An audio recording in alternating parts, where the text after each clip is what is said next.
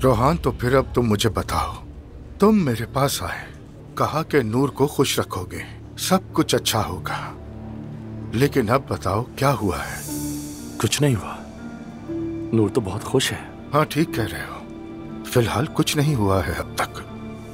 मगर देखो, फैमिली में नाराजगियां शुरू हो गई हैं। मैं मानता हूं मैंने अपनी औलाद को बहुत नाजों से पाला है, लेकिन अब जब वो बड़े होकर इस दुनिया को एक नई नजर से देख रहे हैं, उन्हें ये सब अच्छा लग रहा है। लेकिन जब जिंदगी की मुश्किलात देखेंगे तो दुनिया भी समझ आ जाएगी उन्हें।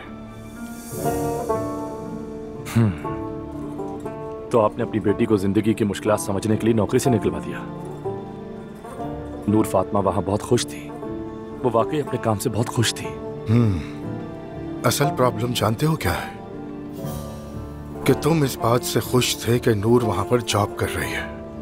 तो मैं खुश क्यों नहीं होता? यही असल में सबसे बड़ी प्रॉब्लम है रोहान, इस पे सोचो।